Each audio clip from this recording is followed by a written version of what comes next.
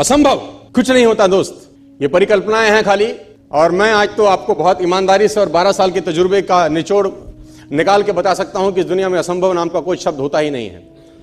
इंसान कभी भी चंद्रमा पर नहीं पहुंच सकता, पृथ्वी विज्ञान की अधिकतम सीमा है। डॉक्टर ली दी फॉरेस्ट मशहूर वैज्ञानिक हुए, बहुत बड़े साइंटिस्ट हुए, एक स्टेटमेंट इन्होंने पास किया 1955 के अंदर, 1955 ही पास द स्टेटमेंट कि इंसान कभी भी चंद्रमा पर नहीं पहुंच पाएगा। It is impossible for a human being to cross Indian globe, earth globe, और पृथ्वी विज्ञान की अधिकतम सीमा है। लेकिन किसी बहरे ने इस बात सुना नहीं और पहुंच गया एक आदमी अपना बस्ता उठा के, जिसका नाम था इन 1969। और उसके बाद तो स्पेस जर्नी ऐसी हो गई जैसे आप और मैं अभी पतिया और बैंकॉक चले जाते हैं। लॉर्ड केल्विन बहुत बड़े साइंटिस्ट हुए, उनका स्टेटमेंट आया कि सिर्फ पक्षी उड़ान भर सकते हैं, हवा से भारी मशीन का उड़ान भरना असंभव है। इट इज इम्पॉसिबल कि हवा से कुछ भी भारा हो और वो उड़ सके, क्योंकि ग्रेविटी उसको गिरा देगा। लेकिन तमाचा मारा इन लोगों ने, तमाचा मारा और लिख के दिया कि हमने साइकिल के स्पेयर पार्ट से इंसानों को पक्षी बना दिया, साइकिल के स्पेयर पार्ट से इंसानों को पक्षी बना दिया। 16 साल लगे राइट ब्रदर्स को जहाज का निर्माण करने में, लेकिन इन लोगों ने उसकी बात नहीं सुनी कि जो कहते थे कि वायु का सिद्धांत तुम्हारे विपरीत है।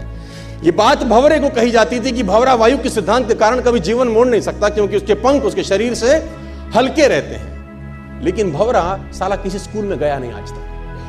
माई doctor told me I will never walk again. मेरे डॉक्टर ने मुझे कहा कि तुम कभी चल नहीं सकोगी। My doctor told me you will never walk again. My mother told me I would, and I believed my mother rather than doctor. Wilma Rudolph एक ऐसी एथलीट हुई जिनको पोलियो था, जिनको डॉक्टर ने कहा तू चल नहीं सकती, मां ने कहा तू चल सकती है। उसने कहा मैंने डॉक्टर की बात नहीं मानी, मैंने अपनी मां की बात मानी। 3 ओलंपिक गोल्ड मेडल जीती है लड़की, 3 ओलंपिक गोल्ड मेडल, जिसको डॉक्टर कह रहा है कि तू चल। लेकिन मां क्या बोलती है? मैं आपको उदाहरण देना चाहूंगा सर। बहुत छोटे थे अल्बर्ट आइंस्टीन, दुनिया के महान वैज्ञानिक में से एक हुए, मंदबुद्धि कहा जाता था। 8 साल के थे, घर पहुंचे, मां को चिट्ठी दिया। When he was 8 years old, came to his home, given letter to his mother. मां को एक चिट्ठी दिया, मां ने वो चिट्ठी पढ़ा, 8 साल के थे, और चिट्ठी में प्रिंसिपल का खत था उसकी मां के नाम। प्रिंसिपल ने ये लिख के भेजा कि आपका बच्चा विलक्षण प्रतिभा का धनी है, ग्रेट पावर है इसके अंदर, क्योंकि बहुत बड़े साइंटिस्ट बने, बड़े हो गए। मंदबुद्धि बचपन में समझा जाता था। आपका बच्चा विलक्षण प्रतिभा का धनी है, इसके अंदर असीम संभावनाएं हैं। तो हमारा स्कूल, हमारी मैनेजमेंट, हमारी फैकल्टी, हमारा टीचर इस लायक नहीं है कि हम आपके बच्चे को अच्छी शिक्षा दे सकें। तो it's better for you to take care of your son. आप अपने बच्चों को अपने घर में पढ़ाइए, हम लायक नहीं है कि आपके बच्चे को पढ़ा सके।